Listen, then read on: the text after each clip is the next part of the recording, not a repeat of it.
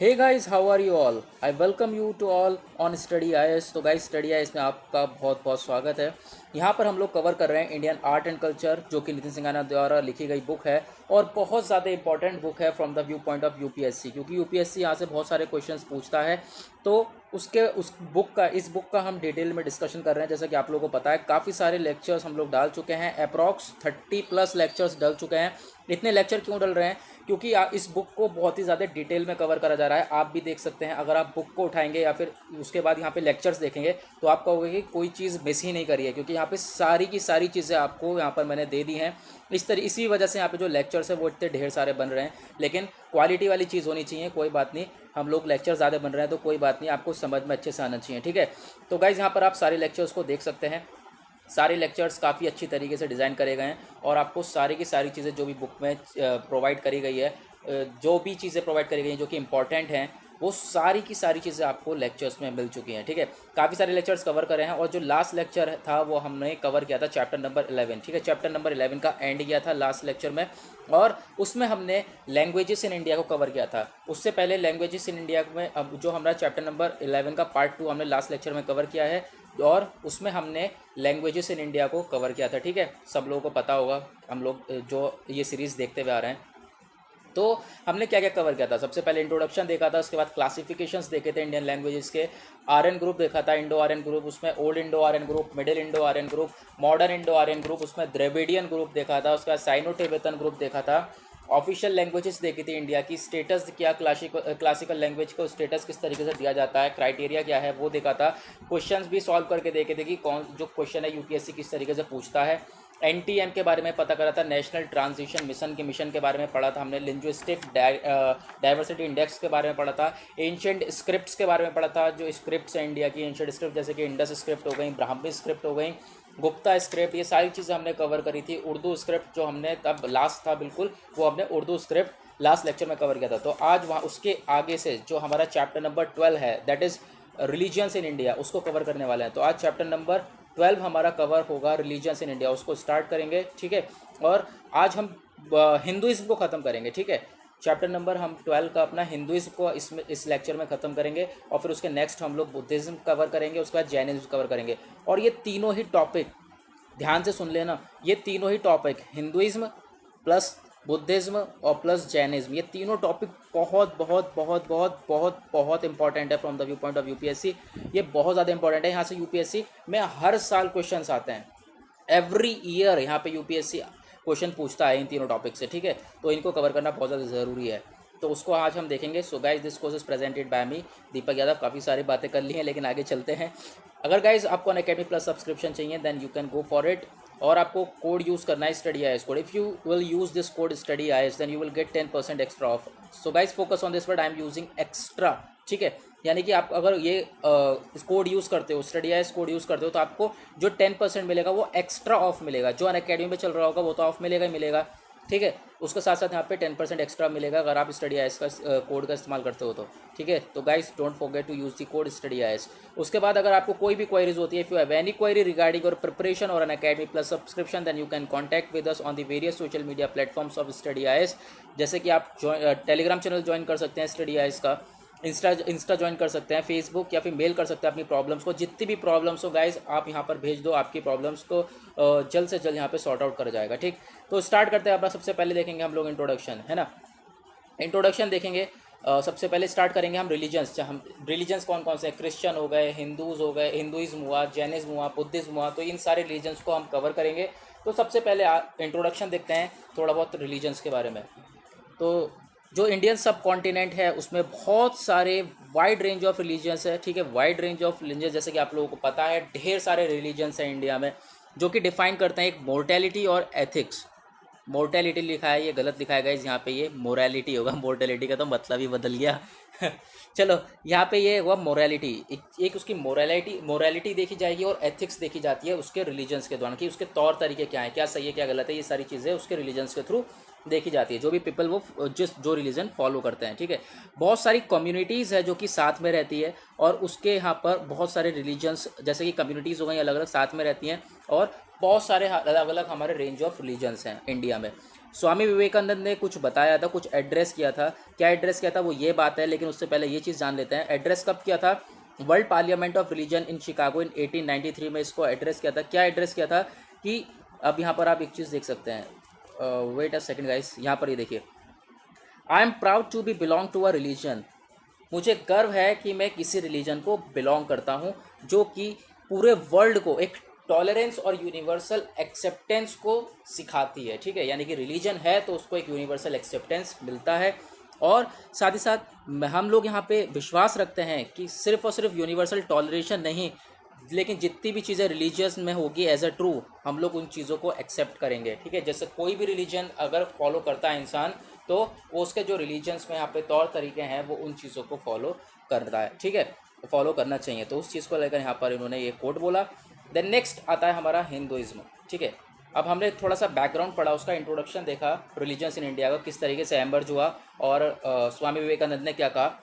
अब हम हिंदुइज्म के बारे में कवर करेंगे कि जो हमारा मेन टॉपिक आज का वो हमारा हिंदुइज्म है, और हिंदुइज्म जो है वो बहुत ज़्यादा इंपॉर्टेंट है यूपीएससी के पॉइंट ऑफ व्यू से। ठीक है, तो इसको कवर करना बहुत ज़्यादा ज़रूरी है और बहुत ज़्यादा डीपली मैंने कवर किया है कि अगर आप क्वेश्चन आते हैं तो आप मिस नहीं कर पाओगे। ठीक है, आपको आता ही होगा क्वेश्चन, इस तरीके से मैंने हिंदुइज्म को कवर किया है। एक एक टॉपिक जो है सारी चीज़ें डाल दी हैं, जैसे कि Brahmo movements bye Swami Vivekananda, Ramakrishna mission, Arya Samaj के बारे में दिया है, उसके बाद श्रमण स्कूल्स के बारे में, ये सारी चीज़ें बताई हैं। आप यहाँ पर बस देखते रहो एंड तक। ठीक है, हिंदुइज्म के बात करें तो एक जो हिंदुइज्म है एक one of the biggest religion है कंट्री में। ठीक है, पूरी कंट्री में, हमारे इंडिया की पूरे इंडिया में जो हिंदुइज्म है एक बहुत बड़ा रिलीजन है, एक ऐसा अकेला रिलीजन है जो कि बहुत बड़ा है, जिसमें बहुत सारी वैरायटी ऑफ कल्चर्स हैं, उसमें सेक्शंस हैं। ठीक है, बहुत सारे कल्चर हैं, बहुत सारे सेक्शंस हैं उसके परव्यू के द्वारा, जो कि एक अर्थ बताते हैं। ठीक है, अर्थ सूचित करते हैं, परव्यू मतलब एक अर्थ को यहाँ पर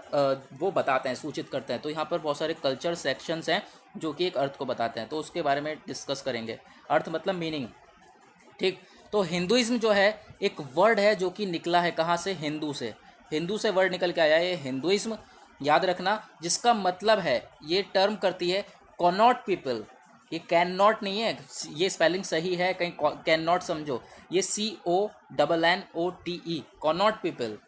कॉनॉट पीपल भी यहाँ पर इसका मतलब है, इसका अर्थ जो पीपल हैं जो एक मीनिंग निकालते हैं। ठीक है, बिल्कुल सेम है हमारा, उसके मीनिंग जो निकालते हैं। ये यहाँ पर बात हो रही है कॉनॉट पीपल की। ठीक है, जो यहाँ पर एक अर्थ निकालते हैं, ये लोग रहते हैं एक जोग्राफिकल एरिया में, यहाँ पर रहते थे। ठीक है, around river Indus. Indus river कहाँ पर है? ठीक है, इसको हमने डिस्कशन करा है कब, चैप्टर नंबर 1 में। तो सारी चीज़ें इंटरलिंक्ड हैं, अगर आप देखते हुए आओगे शुरू से सारी सीरीज़ तो आपको सारी चीज़ें समझ में आ जाएंगी। तो यहाँ पर बात हो रही है अब जो हिंदू है।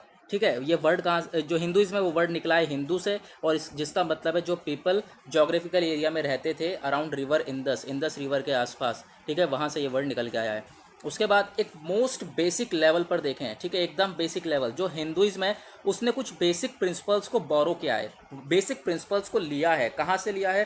प्री वैदिक और वैदिक रिलीजन से यहाँ पे कुछ बेसिक प्रिंसिपल्स को हिंदुइज्म में लिया है। उसके बाद एक जो ओल्डेस्ट वेदा है, ओल्डेस्ट वेद, जैसे एक वैदिक एरा है हमारा पूरा। ठीक है, जिसमें ऋग्वेदा, यजुर्वेदा, समवेदा, अथुर्वेदा है, ये सारा जो हमारा वैदिक पीरियड है, जिसमें से जो सबसे पुराना वेद कहलाता है, ओल्डेस्ट वेदा, वो हमारा ऋग्वेदा। ठीक है, ऋग्वेदा है जिसमें अबाउट 1000 हिम्स हैं। हिम्स क्या होती हैं? यानी एक रिलीजियस सॉन्ग्स या फिर पोयम जो कि गॉड की प्रेजिंग के लिए गाया जाता है। ठीक है, गॉड को प्रेज करा जाता है, एक रिलीजियस सॉन्ग या फिर पोयम। ठीक, जो ओल्डेस्ट हमारा वेदा है वो है ऋग्वेदा, याद रखना इसको। सबसे पुराना वेदा कौन सा है? हमारा ऋग्वेदा। क्वेश्चन आ जाए तो फट से सॉल्व कर देना। और ऋग्वेदा में 1000 हिम्स हैं, और जो कि अलग अलग गॉड्स को डिपेक्ट करता है, अलग अलग गॉड्स के लिए पोयम, अलग अलग गॉड्स के लिए सॉन्ग्स होते हैं। ठीक है, जैसे कि अग्नि, इंद्र, वायु, सोम, ये सब एटसेट्रा, और भी सारे गॉड्स जो जिनके लिए यहाँ पर हिम्स वगैरह ये गाए जाते हैं। ठीक, ये हो गया हमारा ओल्डेस्ट वेदा, ऋग्वेदा के बारे में। नेक्स्ट आते हैं हम लोग समवेदा। समवेदा है म्यूजिक और हिम्स के बारे में। म्यूजिक के बारे में आप सबको पता होगा। हिम्स क्या होते हैं फिर से मैं बता देता हूँ, रिलीजियस सॉन्ग्स या फिर पोएम्स जो कि गॉड की प्रेजिंग के लिए गाए जाते हैं। ठीक है, ये भी समवेद, ऋग्वेदा तो हिम्स के बारे में, समवेदा में म्यूजिक और हिम्स है। यजुर्वेदा क्या है? यजुर्वेदा सैक्रिफिशियल हिम्स के बारे में गाया जाता है। ठीक है, यजुर्वेदा में क्या है?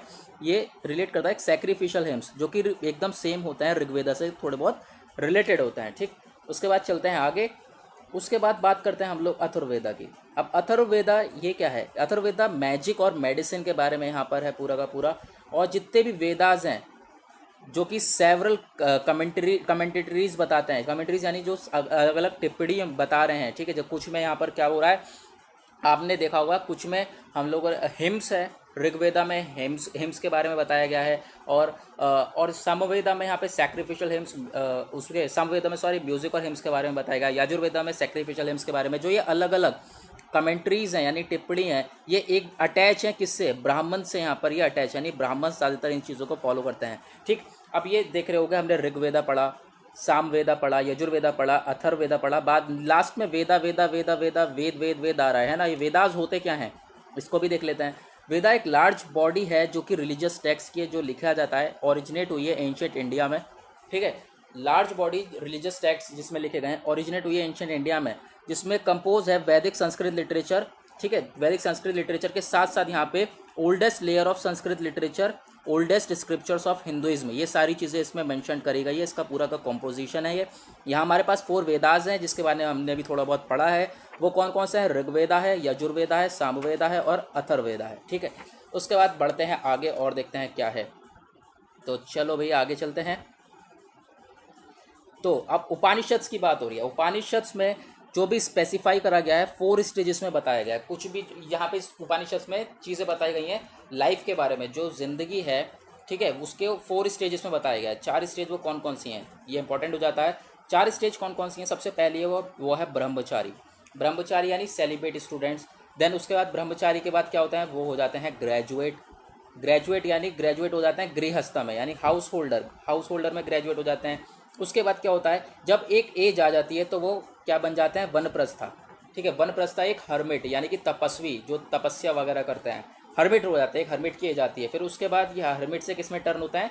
सन्यासी में, एक असेटिक, ठीक है, एक सन्यासी में। और फिर सन्यासी एक ये जो पर्सन है जब असेटिक बन जाता है यानी सन्यासी बन जाता है, तो ये अपनी पूरा का पूरा प्रयास करता है, अपना पूरा का पूरा यहाँ पे कोशिश करता है कि वो अचीव कर सके मोक्ष और सैल्वेशन। जो मोक्ष का पथ होता है वो इस चीज़ को अचीव कर सके जब वो सन्यासी बन जाता है। उसके बाद यहाँ पे 4 सेक्शंस हैं हिंदुइज्म के अंडर में। वो कौन कौन से हैं? वैष्णविज्म है, शैविज्म है, शक्तिज्म है और स्मृतिज्म है। ये 4 सेक्शंस हैं हमारे हिंदुइज्म के। इसको हमें पढ़ना है। ये क्या क्या है मुझे लगता है आप लोगों को पता ही होगा। तो अभी आप देखोगे तो ये जैसे नाम से टिपिकल लग रहा है, लेकिन अभी पढ़ोगे ना आप तो देखोगे यार हलवा है ये, तो बिल्कुल कुछ भी नहीं है इसके अंदर। चलो अभी हम आगे कवर करते हैं। सबसे पहले वैष्णविज्म के बारे में बात करते हैं। वैष्णविज्म क्या है? इसमें जो वैष्णविज्म में जो फॉलोवर्स होते हैं, कंसीडर विष्णु जी के जो फॉलोवर्स होते हैं, विष्णु जी की जो प्रेयर होती है, ठीक है, सुप्रीम लॉर्ड कहा गया है विष्णु जी को। Vishnu ji as a supreme Lord, जो विष्णु जी के फॉलोवर्स होते हैं उन्हें कहते हैं हम लोग वैष्णविज्म, ठीक है। जो ट्रेडिशन है उसकी कुछ ट्रेसेबल रूट्स हैं, यानी कि पता लगाया है। कैसे पता लगाया? फर्स्ट मिलेनियम बीसी में जो भगवतिज्म थी, जिसे कृष्णाइज्म भी कहा जाता था, जो वैष्णव ट्रेडिशन है उसके बहुत सारे संप्रदाय और सब स्कूल्स थे, ठीक है, बहुत सारे संप्रदाय और सब स्कूल्स भी थे। लेकिन जो मेन चीज़ें जो हमें याद रखनी है वो वैष्णविज्म कंसीडर करता है फॉलोवर्स ऑफ विष्णु भगवान, ठीक है, विष्णु गॉड। उसके बाद शैविज्म में समझ में आ गया होगा, शिव के फॉलोवर्स है ना, तो वही चीज़ है। ये कंसीडर करता है शिव को एज अ सुप्रीम लॉर्ड, कि सुप्रीम लॉर्ड है शिव। और ये जो शिविज्म है ये क्या ट्रेस करता है? इसकी ओरिजिन, ये जो ओरिजिन कब हुआ? ओरिजिन हुआ वैष्णविज्म से भी पहले। विष्णु जो फॉलोवर्स हैं विष्णु जी के, इनसे भी पहले जो ओरिजिन हुआ वो हमारा हो गया शैविज्म। ये इसकी टाइमिंग क्या है? 2nd मिलेनियम BC में यहाँ पर ये ओरिजिन हुआ। किस फॉर्म में? वैदिक डीटी, एक वैदिक देवता के रूप में यहाँ पर ये जो फॉर्म करा गया, जिनका नाम था रुद्र। उसके बाद आया हमारा शक्तिज्म में जितनी भी हमारी देवियां हैं, अभी हमने देवताओं की बात करी, अब शक्तिज्म में जितनी भी देवियां हैं, ठीक है, कंसीडर करती हैं फेमिनाइन और देवी गॉडेसेस, ठीक है, देवियां, इन्हें सुप्रीम पे रखा जाता है। और ये यहाँ पर it is known for its various सब ट्रेडिशन ऑफ तंत्र। ये तंत्र बहुत अलग अलग जो सब ट्रेडिशन के जो तंत्र हैं इसके लिए यहाँ पर ये जाने जाते हैं, ठीक है। उसके बाद आता है हमारा स्मार्तिज्म के बारे में बात कर लेते हैं। ये बेस्ड है टीचिंग्स ऑफ पुराण के ऊपर, ठीक है, जो पुराण की टीचिंग्स होती है उसे कहता हूँ स्मार्तिज्म। ये बिलीव करते हैं डोमेस्टिक वर्शिप के ऊपर। डोमेस्टिक वर्शिप यानी कि जो हमारी पूजा वगैरह है उस चीज़ के ऊपर बिलीव करते हैं, उसमें विश्वास रखते हैं। वो और पूजा किस चीज़ की, 5 श्राइन्स की, यानी कि 5 देवताओं की। और वो कौन से 5 देवता हैं जिनकी पूजा करते हैं? वो हैं शिव, शक्ति, गणेश, विष्णु और सूर्य। यहाँ पर ये हमारे 5 देवता हैं जिनकी पूजा करी जाती है, वो आते हैं स्मार्तिज्म में, ठीक है। उसके बाद आते हैं हम लोग आगे चलते हैं, अपना जो हिंदुइज्म है, हिंदुइज्म का हमने एंशिएंट टाइम कवर करा कि एंशिएंट में क्या हाल था। मिडीवल के टाइम पे आते हैं, मिडीवल टाइम में कहाँ पहुँचा हिंदुइज्म। मिडीवल टाइम पे, मिडीवल पीरियड में जो हिंदुइज्म है वो भक्ति मूवमेंट पे पहुंच गया, ठीक है। यहाँ पे गुजर रहा था भक्ति मूवमेंट के थ्रू नॉर्थ इंडिया में, जहाँ पर जो साधु संत थे वो जो संस्कृत टेक्स्ट है उसको ट्रांसलेट करते थे एक वर्नैकुलर लैंग्वेजेस में। वर्नैकुलर लैंग्वेज वो होती है जो देशी भाषा होती है, देसी मत समझ लेना, DESI, देसी भाषा नहीं है, देशी है, ठीक है, देश की भाषा। जो संस्कृत है उसको जो अपनी एक लैंग्वेज वो बोलते थे उसमें कन्वर्ट कर देते थे देशी भाषा में। यहाँ पर इसको कन्वर्ट कर जो सेंट्स साधु संत उसको ट्रांसलेट करते थे संस्कृत को, मान लो संस्कृत को हिंदी में ट्रांसलेट करना, देशी भाषा हो गई, देश की भाषा है ना। तो इस चीज़ में ट्रांसलेट करते थे और जो मैसेज होता था भक्ति का या फिर जो गॉड्स की जो डिवोशंस का मैसेज होता था वो मासेस तक पहुँचाते थे। जो लोग हैं, लोगों का समूह है, उन लोगों तक यहाँ पर ये मैसेज वगैरह पहुँचाते थे, ठीक है। बढ़ते हैं आगे। उसके बाद आते हैं साउथ इंडिया में। नॉर्थ इंडिया की बात कर ली हमने, नॉर्थ इंडिया में भक्ति मूवमेंट के थ्रू गुजर रहा था यहाँ पर हमारा हिंदुइज्म। अब साउथ इंडिया में जो वैष्णवती है, वैष्णवती यानी विष्णु भगवान के जो फॉलोअर्स है ना, अभी जो हमने पढ़ा, जो वैष्णवती मूवमेंट है ये बहुत ज़्यादा स्ट्रॉन्ग था, बहुत ताकतवर था और इसने अपना शासन किया एंड 13th सेंचुरी के एंड तक। और जो ये साधु संत थे ये क्या कहलाते थे? अलवर्स, ठीक है। अब यहाँ पे याद रखना है, साउथ इंडिया में वैष्णवती के टाइम में जो सेंट्स थे वो क्या कहलाते थे? अलवर्स। और ये डिवोटीज थे, ये भक्त थे विष्णु भगवान के। ये लोग गाना वगैरह गाते थे जिसमें जो कि बने हुए होते थे गाना वगैरह, जो किस चीज़ से पूरा कलेक्शन, किस चीज़ के कलेक्शन से गाने वगैरह बने होते थे, वो होते थे प्रबंधस, ठीक है। एक अनदर पावरफुल ग्रुप है साउथ का, वो है शैवतीज, ठीक है। वैष्णवतीज के बाद एक दूसरा पावरफुल ग्रुप क्या है? शैवतीज। और वो लोग जो कि वर्शिप करते हैं शिव जी की, ठीक है, शिव जी के फॉलोवर्स कहते हैं, जैसे हमने अभी कवर किया था। और जो सेंट्स होते हैं यहाँ पर, जो हमारे साधु संत होते हैं जो कि फॉलो करते हैं शिव जी को, वो क्या कहलाते हैं यहाँ पर? नयनार्स। वैष्णवती में क्या कहलाते हैं? अलवर्स। और जो शैवतीज में क्या कहलाते हैं? नयनार्स। हम लोग जानते हैं 63 मेजर सेंट्स थे वहाँ पर, ऐसे, ठीक है। उसके बाद आते हैं मॉडर्न पीरियड में। अब हिंदुइज्म हमारा चल रहा है, एंशिएंट तक पहुंचा। एंशिएंट पे कैसे पहुंचा वो हमने कवर किया, क्या क्या चीज़ें आई एंशिएंट के टाइम पे। उसके बाद मिडीवल पे आया। अब मिडीवल के बाद मॉडर्न पे आया, तो मॉडर्न में क्या क्या चीज़ें हुई उसको भी देख ले रहे हैं। अब जो हमारा मॉडर्न पीरियड है, ये एक नीड थी, यहाँ पे एक ज़रूरत थी कि जो हमारा हिंदुइज्म है उसमें कुछ चेंजेस लाए जाएँ, क्योंकि कुछ ऐसा था जो कि बहुत ज़्यादा यहाँ पर आप कह सकते हो गलत हो रहा था हमारे रिलीजन में, हिंदुइज्म में। वो क्या था उसके बारे में बातें करेंगे अभी। तो उन चीज़ों को चेंजेस की ज़रूरत थी। बहुत सारी प्रॉब्लम्स थी, जैसे कि डोमिनेशन ऑफ ब्राह्मण्स को डोमिनेट करना, या फिर सती का सिस्टम, चाइल्ड, छोटे बच्चों की शादी कर देते थे, छोटी छोटी लड़कियों की चाइल्ड मैरिज होती थी, साथ सती हो जाता था यहाँ पे। सती के बारे में आपको पता ही होगा कि मतलब जैसे कोई फीमेल है तो उसका हस्बैंड मर जाता है तो साथ ही साथ उसको भी जला देते थे। तो सती का सिस्टम था यहाँ पर। तो ये इन चीज़ों को बदलने की ज़रूरत थी, ठीक है, इन चीज़ों को हटाने की ज़रूरत थी। तो मॉडर्न पीरियड में ऐसा कुछ काम हुआ, वो कैसे हुआ उसके बारे में बात करेंगे। ये चीज़ें जो चल रही थी हम लोगों के उस टाइम पे, मॉडर्न टाइम पहले से चलती आ रही थी, ब्राह्मण, सती, चाइल्ड मैरिज में, तो इन चीज़ों को चेंज कैसे करा गया उसके बारे में डिस्कस करेंगे। जो ब्रिटिश है और जो वेस्टर्न आइडियल्स हैं इक्वालिटी के, ठीक है, जो यानी कि जो बहुत सारे थिंकर्स थे, यानी ब्रिटिश और वेस्टर्न, जो एकदम समझदार बुद्धिमान लोग थे, ठीक है, वो उन्होंने क्या करा, उन्होंने जो है प्रोपेल्ड मतलब उकसाया इस चीज़ को लेकर कि जो सिचुएशन है उसको बदली जाए, ठीक है, सिचुएशंस को बदला जाए, जो सिचुएशन चल रही हैं उन चीज़ों को बदला जाए। और उन्होंने एक मूवमेंट स्टार्ट किया, जो हमारा मूवमेंट कौन सा स्टार्ट किया, जो ये प्रॉब्लम्स है हिंदुइज्म में वो बदल सकती हैं, ठीक है, वो बदली जा सकें। वो कौन कौन से मूवमेंट है? ब्राह्मो मूवमेंट हो गया, मूवमेंट जो स्टार्ट करा गया स्वामी विवेकानंद के द्वारा, रामकृष्णा के द्वारा, आर्य समाज हुआ, ठीक है, वो थे मूवमेंट। तो उसके बारे में भी पढ़ लेते हैं हम लोग डिटेल में। तो वो मूवमेंट्स के बारे में पढ़ लेते हैं जिन्होंने थोड़े बहुत चेंजेस लेकर आए हिंदुइज्म में। तो सबसे पहला हमारा ब्राह्मो मूवमेंट के बारे में कवर कर ले रहे हैं। ये बिगेन करा गया, शुरुआत करा गया राजा राम मोहन रॉय के द्वारा, ठीक है, जो कि यहाँ पर who wanted to question the problems in Hinduism, जो क्वेश्चन थे हिंदुइज्म के, ये जो हमारा सती हो गया, चाइल्ड मैरिज हो गया, इन चीज़ों को सॉल्व करना चाहते थे, इन इशूज़ को, ये जो इश्यूज़ थे हमारे, इनको सॉल्व करना चाहते थे। और इसी वजह से यहाँ पर उन्होंने ब्राह्मो समाज स्टार्ट किया 1828 में, ठीक है, 1828 में ब्राह्मो समाज स्टार्ट हुआ, याद रखना। और इसने रिजेक्ट करी आइकोनोग्राफी, एक इमेज होती है आइकोनोग्राफी, यहाँ पर इसको रिजेक्ट करा, जो कि worship of any kind of imagery यहाँ पे कहा गया। ये जो समाज का क्या था, यानी कि कोई अगर इमेज है जिसकी लोग पूजा वगैरह कर रहे हैं तो उसको रिजेक्ट करा जाए, इसका काम ये था इस मूवमेंट का। और ये भी कहा जाता है ये अगेंस्ट थे इविल प्रैक्टिसेस ऑफ सती, जैसा कि मैंने अभी आपको सती के बारे में बताया, जो सती की कुछ इविल प्रैक्टिसेस हो रही थी, यानी कि जैसे कि जो फीमेल होती थी वो भी यहाँ पर जो हस्बैंड के साथ अगर उसके हस्बैंड की डेथ हो जाती थी तो वो भी जला दी जाती थी, ठीक है।